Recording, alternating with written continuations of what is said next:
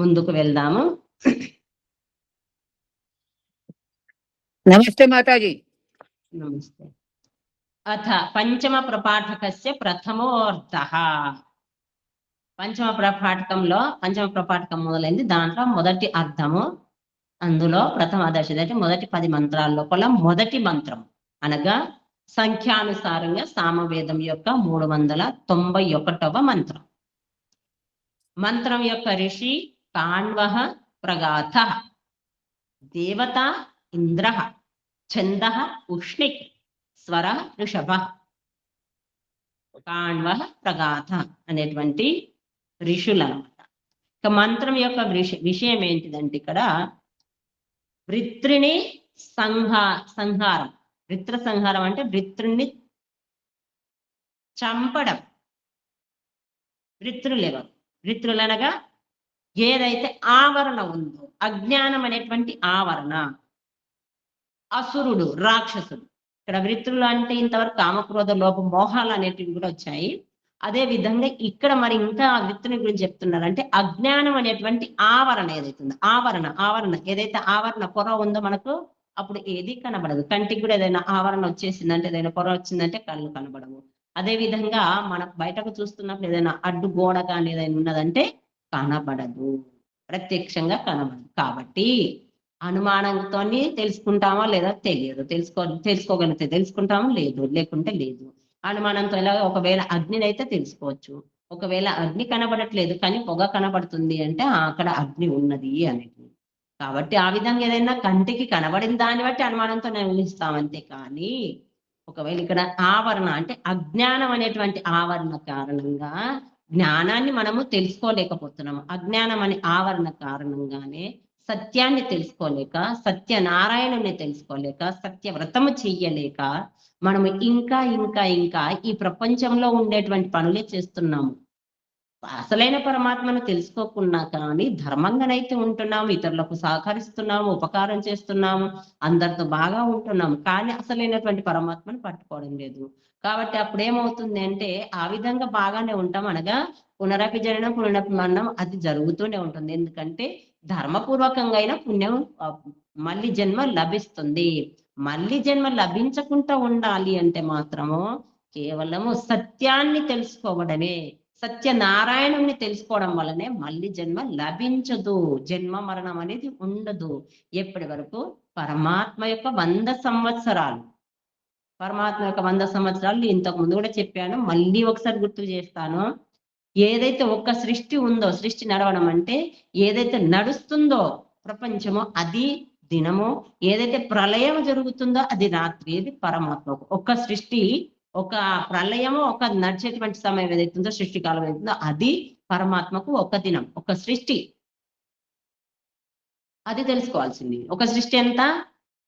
432 కోట్ల సంవత్సరాలు దినమైతే 432 కోట్ల సంవత్సరాలు రాత్రి.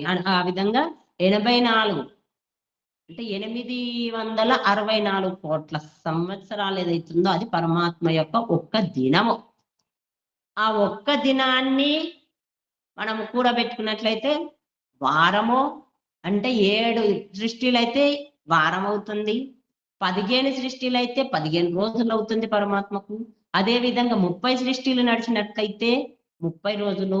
ఆ విధంగా 365 సృష్టిలు నడిచినట్లయితే ఒక సంవత్సరము. ఆ విధంగా 365 × 100 అది చేసినట్లయితే ఎంత అవుతుంది? అన్ని సృష్టిలు నడవాలి. అన్ని సృష్టిల వరకు అనగా పరమాత్మ యొక్క 100 సంవత్సరాల వరకు జీవుడు ముక్తిని పొందినట్లయితే ఆ పరమాత్మ యొక్క ఆనందంలో ఉంటాడు, జ్ఞానపూర్వకంగా ఉంటాడు, అజ్ఞానంతో కాదు. కాబట్టి అజ్ఞానం అనేటువంటి ఆవరణ ఏదైతుందో ఆ యొక్క అజ్ఞాన ఆవరణను దూరం చేసుకోవాలి అనేటువంటి విషయం ఈ మంత్రంలో ఉంది. ఆ అజ్ఞానం అనేటువంటి ఆవరణ దూరం అయితే జ్ఞానాన్ని పొందుతూ పరమాత్మను పొందగలుగుతాం. ఆ విధంగా పరమాత్మ యొక్క 100 సంవత్సరాలు ఆనందంగా పరమాత్మలో ఉంటాము. దాని కొరకు ఇక్కడ వృత్ర సంహారం అనగా ఆవరణాన్ని తీసివేయడము, పొరను తీసివేయడము. మంత్రము ఓం గ్రేణేత్రయామిష తదింద్ర తే శవ ఉపమాన్ దేవతాతయే యద్ధంసి వృత్రమోజసా శచీపతే. పదపాఠం. గృణే తత్ ఇంద్ర తే శవః ఉపమాం దేవతాతయే యత్ హింసి వృత్రం ఓజసా శచీపతే. ఇక్కడ వృత్రుని యొక్క సంహారం చేయబోతున్నాము. ఇక్కడ ఈ మంత్రంలో పరమేశ్వరుడు జీవునితో చెప్పుచున్నారు. పరమేశ్వరుడు జీవునితో జీవునికి ఉపదేశిస్తున్నారు, లేదా జీవునితో మాట్లాడుతున్నాడు అనొచ్చు, లేదా ప్రేరణ ఇస్తున్నారు. ఏంటి అంటే ప్రేరేపిస్తున్నారు అనగా ఏంటి అంటే, హే ఇంద్ర, ఇంద్రియాలకు అధిష్టాత అయినటువంటి ఓ జీవుడా, కామక్రోధ లోభ మోహాలు ఏవైతే వాటి అన్నింటిని జయించి నువ్వు ఇంద్రియాలకు అధిష్టాత అయ్యావు, ఇంద్రియాలకు రాజు అయ్యావు, ఇంద్రియాలకు నీవు అధిపతివి అయ్యావు అయినటువంటి ఓ జీవుడా, తే నీ యొక్క తత్ శవః ఇంద్రియాలకు ఆ బలమును, తత్ శవ అనగా బలము, ఆ బలము, తత్ అంటే ఆ శవః బలమును, గృణే నేను గౌరవిస్తాను. నేను నీ యొక్క ఆ బలం ఏదైతుందో, ఇంద్రియాలకు అధిష్టాత కావడానికి ఏదైతే శక్తి ఉందో ఆ యొక్క శక్తిని నేను గౌరవిస్తాను, నేను దానిని ప్రీతిపూర్వకంగా ఆహ్వానిస్తాను. ఏది నిన్ను, ఏ శక్తి అంటే ఏది నిన్ను, ఉపమాం అంతికం, ఉపమాం అనగా ఉప అనగా సమీపం, అంతికం దగ్గరకు, నా దగ్గరకు తీసుకొస్తుందో, ఉపమాం మాం అంటే నా దగ్గరకు, ఉప అంటే సమీపం, మాం అంటే నా దగ్గర, ఏదైతే నా దగ్గరకు తీసుకొస్తుందో. శవ శబ్దంకి అర్థం ఏంటి? శవ గతౌ ధాతువుతో శవ శబ్దం సిద్ధమవుతుంది, అనగా నిరంతరం గతిశీలం. ఇక్కడ ధాతువు తయారైంది, అది ఆ శక్తికి వాచకం. శవ శబ్దం అవుతుందో ఆ శక్తికి వాచకం. ఏదైతే గతిమయమో, ఏదైతే గతిశీలమైనటువంటి శక్తి ఏదైతుందో, గతిమయమైనటువంటి అనగా నిరంతర గతిమయమైనటువంటిది ఏదైతుందో ఆ శక్తికి సూచకము. ఇక్కడ మృత శరీరాన్ని కూడా శవము అంటాం.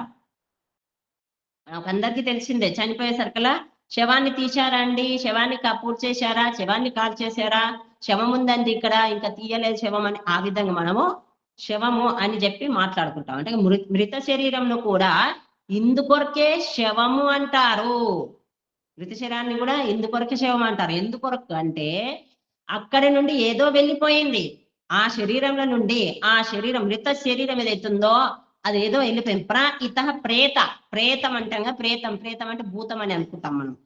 ఇత ప్రేత, ఇత అంటే ఇక్కడ నుండి వెళ్ళిపోవడం అనమాట, బాగా వెళ్ళిపోయింది, అది ప్రేతం అనబడుతుంది. అనగా జీవుడు శరీరంలో నుండి వెళ్ళిపోవడం ఏంది, ప్రేతం. అది ఇత అంటే ఇక్కడ నుండి వెళ్ళిపోయింది, శరీరం నుండి వెళ్ళిపోయింది కాబట్టి అది శవము అనబడుతుంది. ఎందుకంటే ఆ ప్రకారంగా శవము లోపల జీవుడు వెళ్ళిపోయినా కానీ శవం అందు గతి భావన, శవం అని ఎందుకు అంటున్నాడు, శవం లోపల గతి భావన, జీవుడు వెళ్ళిపోయినా సరే శవం లోపల, ఆ శరీరం లోపల గతి నడుస్తుంది. ఏ గతి?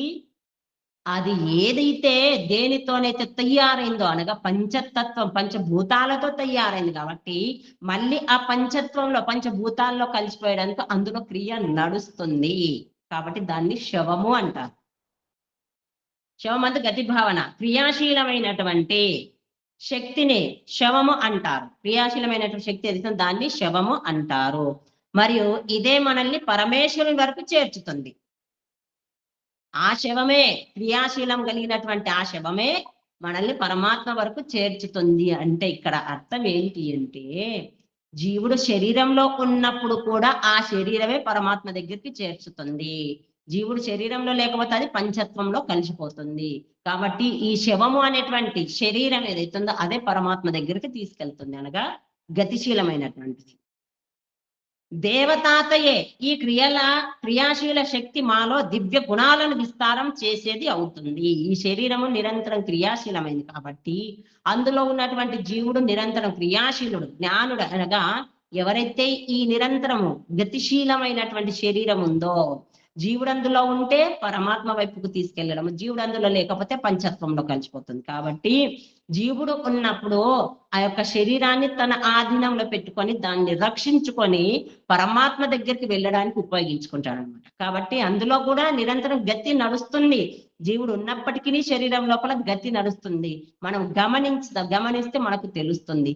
ఎందుకంటే పిండంను శరీరం లోపలికి పిండం ఎప్పుడైతే జీవుడు వెళ్తాడో అప్పుడు పిండము తయారవుతూ ఉంటుంది. ఆ తయారవడం కూడా గతి అనగా గర్భంలో, అదేలా ఆహారం ద్వారా. అదే విధంగా బయటకు వచ్చిన తర్వాత కూడా మెల్లిమెల్లిగా చిన్నగా ఉన్నటువంటి శిశువు పెరుగుతా ఉంటాడు. మనం కూడా ఒకప్పుడు అమ్మ ఒడిలో ఉంటివి శిశువుగా, తర్వాత పెరిగాం అనగా ఆ విధంగా మార్పు చెందుతుంది. అంటే గతి నిరంతరం అందులో కూడా గతి క్రియ నడుస్తూనే ఉంటుంది. ఆ విధంగా ఉన్నటువంటి శరీరంలో ఉన్నటువంటి జీవుడు నిరంతరం క్రియాశీలుడు కావాలి. క్రియాశీల శక్తి మాలో దివ్య గుణాలను విస్తారం చేసేది అవుతుంది. ఏ విధంగా అయితే శరీరం క్రియాశీలమై శరీరం అన్న జీవుడు ఉంటేనేమో అది ఇంకా శక్తివంతంగా అవుతూ ఉంటుంది. తర్వాత దాని సమయం అయిపోయిందంటే మళ్ళీ తగ్గుతూ ఉంటుంది. కానీ శరీరంలో జీవుడు లేకపోతే అది తన పంచత్వంలో కలుస్తుంది.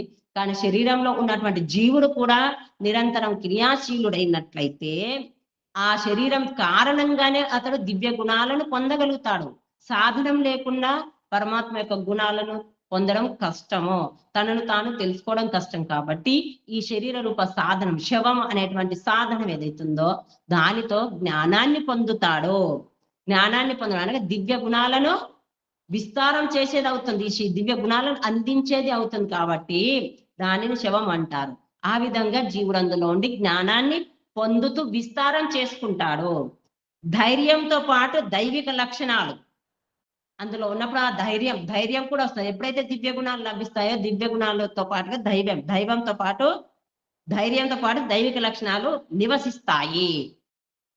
ఎప్పుడైతే పరమాత్మ యొక్క గుణాలను దివ్య గుణాలను విస్తారం చేసుకుంటారో అప్పుడు ధైర్యం వస్తుంది. ఆ ధైర్యంతో పాటు అవి పోకుండా నివసిస్తాయి దివ్య గుణాలు.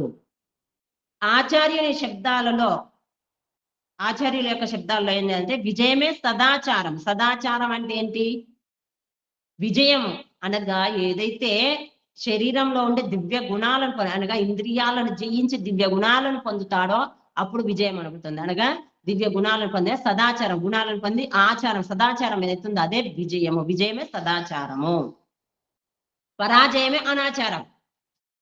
అనాచారం అంటున్నాం అంటే ఇక్కడ అనాచారంగా నడుచుకుంటున్నాం అంటే పరాజయంలో ఉన్నట్టు మనము. ఆచారం కానిది అనాచారం అనబడుతుంది. ఆచారం ఏదైతుందో సదాచారం అంటే సత్, నిరంతరం ఎల్లప్పుడూ ఉండేది, ఎప్పుడు ఒకే రకంగా ఉండేది, అది సన్మార్గంలో తీసుకెళ్లేది, ముక్తి వరకు తీసుకెళ్లేది, అదే సదాచారం అనబడుతుంది. కాబట్టి దానికి వ్యతిరేకంగా ఉన్నది అనాచారమే. ఆ రకంగా చూసినట్లయితే ఈ ప్రపంచంలో పరమాత్మకు వ్యతిరేకంగా ఏదైతే జ్ఞానం అందించబడుతుందో అది అనాచారమే, సదాచారము కాదు. అందులో మనము విజయాన్ని పొందలేదు. క్రియాశీల శక్తితో మేము విజయులము అవుతాము.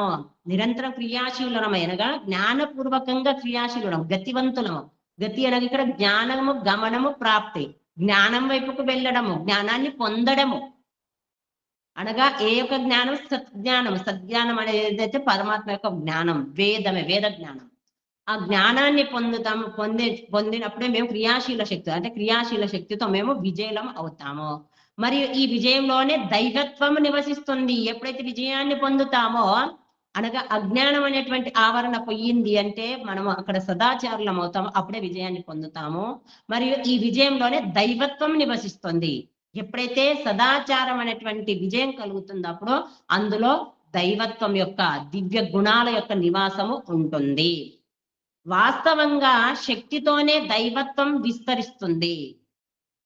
నిజంగా చెప్పాలంటే శక్తి లేకుంటే ఏది కూడా చెయ్యలేరు. శరీరంలో శక్తి ఉంటేనే జ్ఞానాన్ని పొందగలము, ధర్మ కార్యాలు చేయగలము. పాపకర్మలు చేయాలన్నా శక్తి అవసరమే, దేనికైనా శక్తి అవసరమే. శక్తి లేకుంటే ఏది చెయ్యలేం. కాబట్టి పరమాత్మ యొక్క శక్తిని పొంది మనము సత్కర్మలు చేసినట్టయితే ఇంకా శక్తి పెంపొందుతుంది. అసత్కర్మలు చేసినట్లయితే శక్తి క్షీణిస్తూ ఉంటుంది.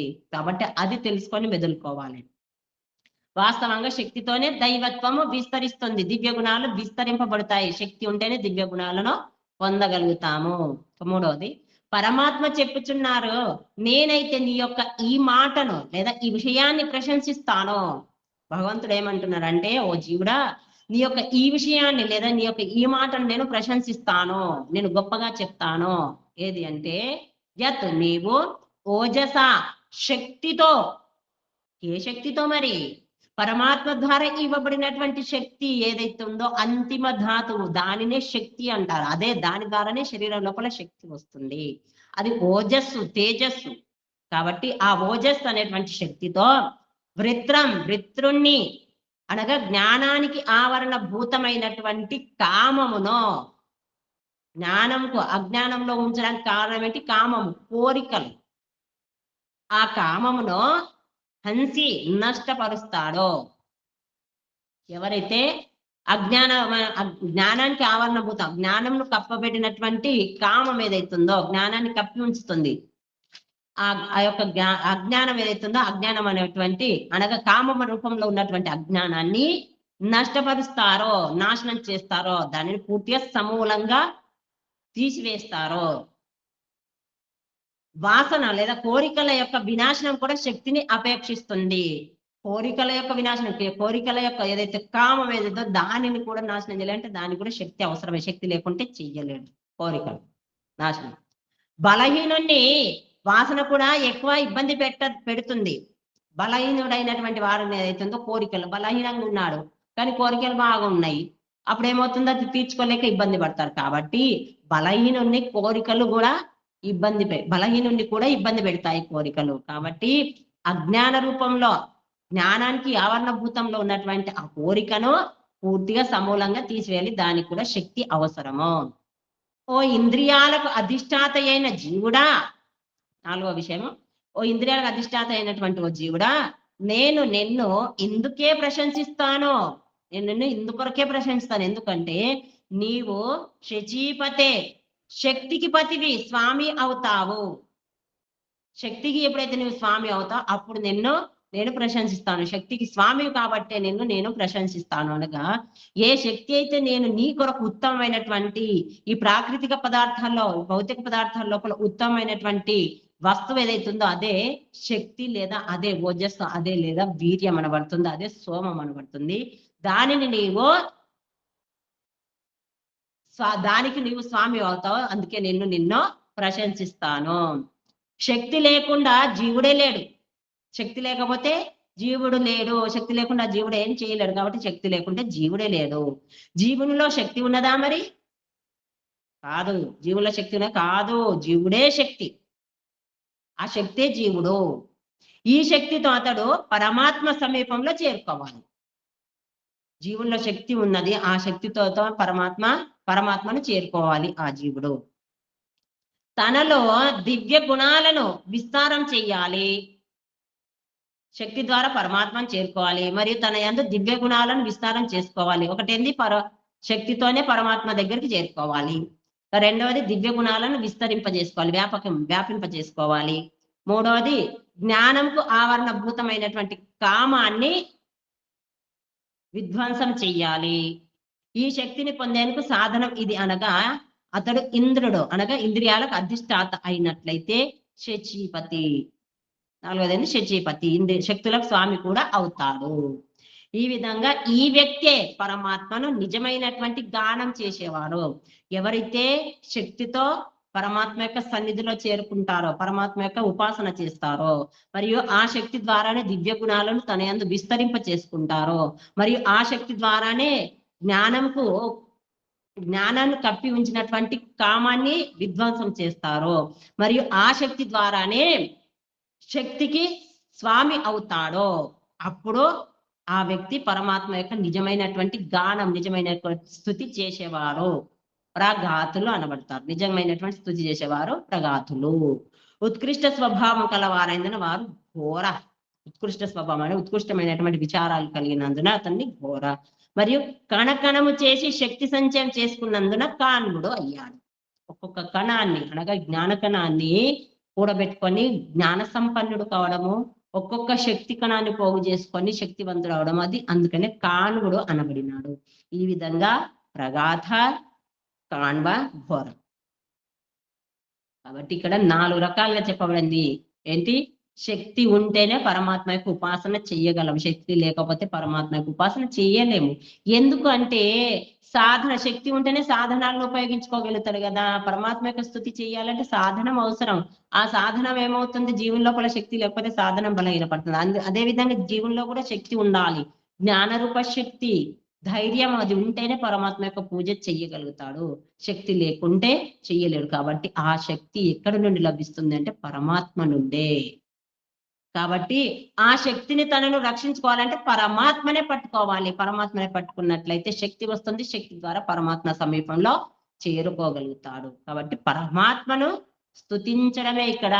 పరమాత్మను స్తుతించడం వల్ల వృత్ర సంహారం జరుగుతుంది. అనగా అజ్ఞానంకు ఆవరణమైనటువంటి, అజ్ఞానాన్ని కప్పబడినటువంటి కామం ఏదైతుందో, కోరికలు ఏవైతుందో వాటిని విధ్వంసం చేయగలుగుతాడు. లేకుంటే చెయ్యలేడు. భావార్థము, నేను ఇంద్రుడను అగుదును. నేను ఇంద్రుడను అవుతాను. ఇంద్రుడనగా ఇంద్రియాలకు అధిపతిని అవుతాను. నిరంతరము నా వాణి ఏదైతుందో, నా రుచి ఏదైతుందో, నా నేత్రములో, నా కర్ణములో, నా నాసిక, ప్రతి ఇంద్రియం ఏదైతుందో, పంచ కర్మేంద్రియాలు, పంచ జ్ఞానేంద్రియాలు ఏవైతున్నాయో అవి నా ఆధీనంలోనే ఉండాలి. నేను ఏదైతే చెయ్యాలనుకుంటానో అది నాకు అనుగుణంగా ఉండి నేను చెప్పితేనే అవి వాటి యొక్క విషయాల లోపలికి వెళ్ళాలి. లేకుంటే వెళ్ళకూడదు. ఆ విధంగా ఇంద్రియాలకు అధిపతిని అవుతాను. నా యొక్క ఆధీనంలో ఉంచుకుంటాను. నేను ఏదైనా చూడాలి అంటే నా ఆజ్ఞ లేకుండా నా కన్ను ఇంకొక చిత్రం చూడకూడదు. నేనేదైనా వినాలి అంటే నా ఆజ్ఞ లేకుండా ఈ కర్ణముల ద్వారా ఏది వినకూడదు. నేను ఏదైనా మాట్లాడాలి అంటే నా యొక్క ఆజ్ఞ లేకుండా మాట రాకూడదు. నేను ఏదైనా భుజించాలి, రుచిని చూడాలి అనుకుంటే నా యొక్క ఆజ్ఞనే అవసరము. అదే విధంగా వాసన చూడాలన్నా నా యొక్క ఆజ్ఞలే. ఎందుకంటే చెడు వాసన వచ్చిందంటే వెంటనే ముక్కు మూసేసుకుంటాం. ఆ రకంగా ప్రతి ఇంద్రియం ద్వారా మంచినే స్వీకరించాలి. లేదంటే హాయిగా ఇంద్రియాలను తన ఆధీనంలో పెట్టుకొని ఏ విధంగా అయితే తాబేలు తన యొక్క ఏదైనా కొంచెము ఏమన్నా జరుగుతుంది అని అనిపిస్తే, దానికి విఘ్నం కలుగుతుంది లేదా దానికి ఏదైనా నష్టం కలిగే అవకాశం ఉంది, దాన్ని విధ్వంసం చేసేటువంటిది ఏదైనా ఉన్నది అని అనిపిస్తే వెంటనే తన తలను, తన కాళ్ళను, తన చేతులను, 4 కాళ్ళే అనుకోవచ్చు, చేతులే అనుకోవచ్చు, వాటన్నింటిని లోపలికి ముడిచేసుకుంటుంది. ఆ విధంగా జీవుడు కూడా పనికిరానటువంటి విషయాల నుంచి, పనికిరానటువంటి కార్యాల నుంచి, పనికిరాని మనుషుల నుండి అంతర్ముఖులైపోవాలి. అక్కడ నుంచి ఇంద్రియాలను తీసేసుకోవాలి. తన లోపలికి, తన వైపుకు తీసుకోవాలి. పరమాత్మ వైపుకు తీసుకెళ్ళాలి. అంతర్ముఖులైపోవాలి. ఆ విధంగా కావడమే ఇంద్రియాలకు అధిపతి అయినట్లు. మరి శచీపతి అగుదును. శచీపతి అనగా శక్తికి స్వామిని. నా యొక్క శక్తి ఏదైతుందో ఆ శక్తిని నేను అనుకున్న విధంగానే ఉపయోగించాలి. వ్యతిరేకంగా విఘ్నాలకు కానీ, నాశనానికి కానీ నేను ఉపయోగించకూడదు. ఆ విధంగా శచీపతి, శక్తికి స్వామి. పరమేశ్వరుని సమీపం చేరుకుంటాను. ఇంకా నేను దాని ద్వారా ఏం చేస్తాను? పరమాత్మ దగ్గరికి చేరుకుంటాను. నేను విచారణ చేస్తాను.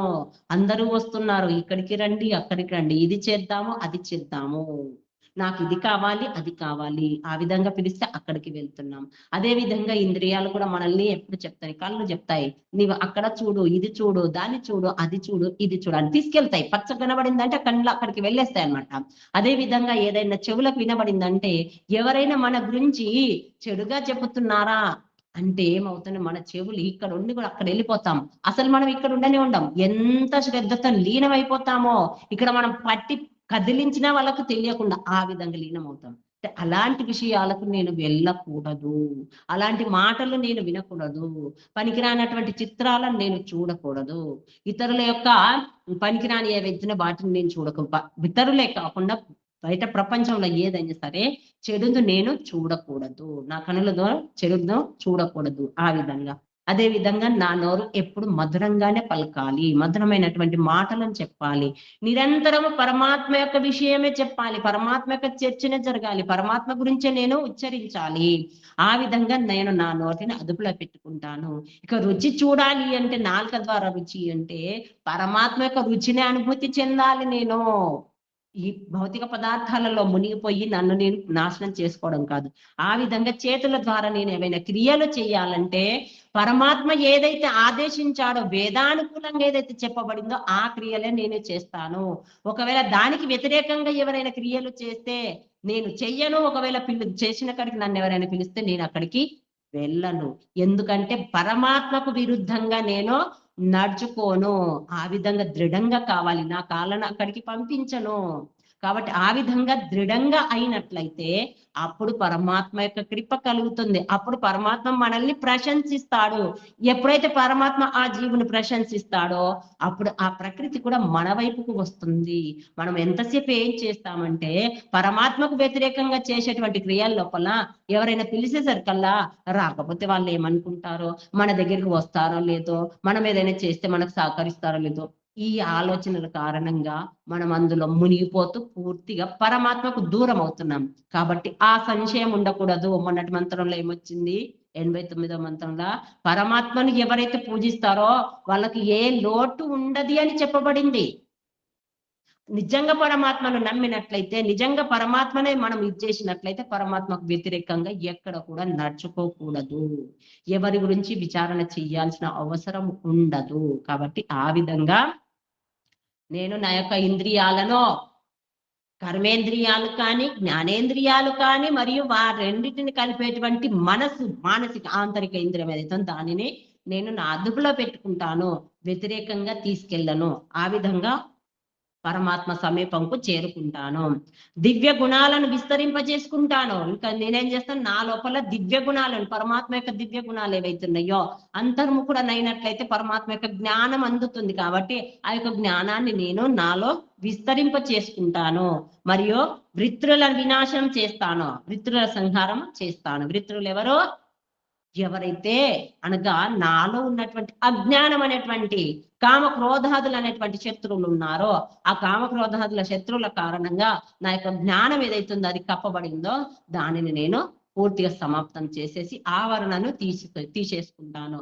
ఆ విధంగా జ్ఞానవంతుడని అయ్యి నేను పరమాత్మ యొక్క సన్నిధిలో చేరుకుంటాను. ఆ విధంగా చేరుకున్నటువంటి జీవుణ్ణి పరమాత్మ ప్రశంసిస్తాడు, గొప్పగా చెప్పుతాడు, పరమాత్మకు ప్రియుడు అవుతాడు, పరమాత్మ యొక్క మార్గంలో పరమాత్మ తీసుకెళ్తాడు. ఇంకా మనల్ని ఏదైతే ముక్తి ఉందో, పరమాత్మ యొక్క 100 సంవత్సరాలు ఏదైతే ఆనందం ఉందో అందులోకి తీసుకెళ్తాడు. పరమాత్మ లోకానికి తీసుకెళ్తాడు. ఇక్కడ లోకం కాదు, స్వర్గలోకం. స్వర్గలోకం అంటే స్వర్లోకం. పరమాత్మ యొక్క లోకం ఏదంటే అక్కడికి తీసుకెళ్తాడు. ఇక్కడ అంతరిక్షంలో పృథ్వీ లోకము, అంతరిక్ష లోకం, ద్విలోకం అక్కడ ఉండము. దాన్ని దాటి వెళ్ళిపోతాం. కాబట్టి అది కావాలి అంటే తాబేలులాగా మనల్ని మనము లోపలికి తీసుకోవాలి. అందరూ పిలుస్తున్నారంటే మన జ్ఞానం కలిగిన తర్వాత ఆ యొక్క జ్ఞానాన్ని మనం అనుసరిస్తూ మనం పాటించినట్లయితేనే వాళ్ళు వింటారు, వాళ్ళు మన దగ్గరికి వస్తారు. మనం పాటించకుండా ఎవరు పిలిస్తే వాళ్ళ దగ్గరికి వెళ్తే వాళ్ళకి అంతే ఉంటుంది. వీళ్ళు వస్తున్నారు కదా, ఏముంది అక్కడ ఏముంది లే, అందుకనే వీళ్ళు వస్తున్నారు, వాళ్ళ దగ్గర జ్ఞానం లేదు కాబట్టి అది అసలైంది కాదు కాబట్టి వస్తున్నారు అనేటువంటి భావన కూడా వాళ్ళలో కలగొచ్చు. అదే విధంగా మనము కూడా ఇంత అందులోకి వెళ్ళి పెడతాం. ఇక్కడ పరమాత్మకు దగ్గర కాము. కాబట్టి ఆ విధంగా తెలుసుకొని ఎవరైతే మెదులుకుంటారో వారే పరమాత్మకు ప్రియులో, ప్రీతిపాత్రులు, ప్రశంసనీయులు అవుతారు. ఓం శం. అర్థమైందా? చాలా బాగా అర్థమైంది. చాలా బాగుంది. వినపడింది కదా? బాగుందమ్మా, వినపడింది, బాగుంది. ఇవాళ మ్యాటర్ చాలా బాగుంది. చాలా బాగుందమ్మా. చాలా మంది రాలేదు ఈరోజు. అవునమ్మా, నేను కూడా అనుకున్నా రావద్దు అనుకున్నా కానీ ఇంత మిస్ అయిపోతుంటే కదా. ఎందుకు రావద్దు అనుకున్నారు? ఇంకా నమస్తే మాతాజీ, ధన్యవాదములు. అమ్మా చేత కాలేదు, కొంచెం బయట కూడా వేయలేదు ఉండే అనుకొని ఇంకా కూర్చున్నాను. పడుకోనైనా వినొచ్చు కదా, చాతకుంటే హాయిగా ఆరాం కూర్చోలేతుంటే హాయిగా కూర్చొని వినొచ్చు, ఏముంది. అట్లాంటి సమయాన్ని కూడా కల్పించిండ్రు కదా ఈ ఆన్లైన్. అమ్మా, మనిషి శవమైన తర్వాత ఇవన్నీ పంచభూతాలన్నీ ఏ దానికి అది పోతుందా? అంటే మనం అట్లనే ఉంచండి శరీరాన్ని, శవాన్ని అట్లనే ఉంచితే పురుగులు తయారైతే ఉబ్బుతుంది అది. మెల్లిమెల్లిగా జీవుడు వెళ్ళిపోయిన తర్వాత మెల్లిమెల్లి ఉబ్బుకుంటూ వాసన మొదలవుతుందా లేదా? అవును. అంటే అది పంచతత్వంలో కలవడానికే కదా. ఆ శరీరం అట్లనే ఇప్పుడు మనం బయట చూస్తాము. పెండ ఉంటది కదా, పశువులు పెట్టినట్టు పెండ భూమి పైన ఉంటే అది పెట్టినప్పుడు అది అట్లా ఉంటుంది. తర్వాత మెల్లిమెల్లి ఆ పురుగులు దాన్ని తీసుకుంటాయి, మొత్తం మట్టిగా అయిపోతుందా లేదా? ఆ! దాంట్లో నీటి తత్వము నీటిలోకి చేరుకుంటుంది. అగ్నితత్వం ఏదైందంటే అగ్ని చేరుకుంటుంది. ఆకాశం అంటే ఖాళీ స్థలం ఖాళీలో చేరిపోతుంది. ఈ భూమి తత్వం ఏదైతే భూమిలో కలిసిపోతుంది. ఆ విధంగా ఒక్కొక్కటి అన్ని కలిసిపోతున్నాయి కదా. ఆ అదే శరీరం విధంగా చివరికి మన శరీరాన్ని అట్లనే ఉంచినామంటే అది వాసన పడుతుంది. వాసన బట్టి మెల్లిమెల్లిగా దాంట్లో పురుగులు మొదలైతే ఆ పురుగుల కారణంగా అవన్నీ తినుకుంటూ మళ్ళీ మట్టి చేసేస్తాయి కదా. అంతే. ఈ క్రియ అంటే జరుగుతుంటాయి. శరీరము ఏం చేయకపోతే కుళ్ళిపోయింది. అది ఏం పదార్థం అనేది అంటే గతి నడుస్తున్నది, అందులో క్రియ జరగకుంటే కుళ్ళిపోదు కదా. క్రియ జరగకపోవడం. క్రియ జరగకుండా అందులో గతి చలనం అనేది ఒకవేళ క్రియ అనేది జరుగుతలేదంటే కుళ్ళిపోదు కదా. ఫ్రిడ్జ్ లో పెట్టామంటే అందులో క్రియ జరగట్లేదు. అది కూడా కొన్ని రోజుల వరకు ఉంటది. ఎంత సీమితం అంతనే ఉంటుంది. ఆ తర్వాత వాళ్ళని అందులో కూడా మొదలవుతుంది. అదే.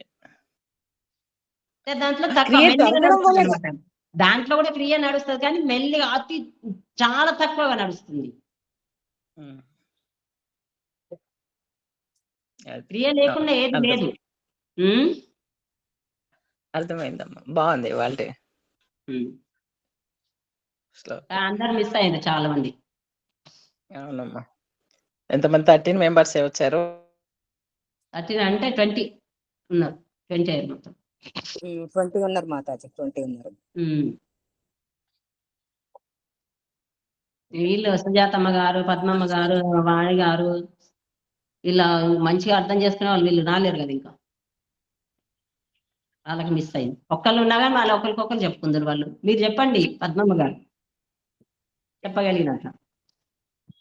వాళ్ళు అడిగితే చెప్తాను, చెప్పగలిగినంత చెప్పండి. మళ్ళీ నాకు ఇవి అన్నీ ఇంకొకటి ఏంటంటే ఇవే విషయాలు మళ్ళీ రావాలంటే రాలేవు. మళ్ళీ చెప్పి అవునమ్మా, మీరు అది దారగా వస్తూ ఉంటది. అందుకే మీరు అప్పుడప్పుడు మేము ఏమైనా అంటే అంటారుగా, మధ్యలో అడగకండి అమ్మా, అది వెళ్ళిపోద్ది అట్లా. అది దారగా వస్తుంటది.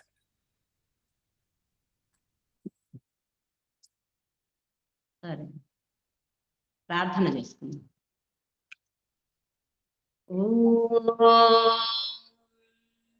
సహనా భవతు సహనౌ భునక్తు సహ వీర్యం కరవావహై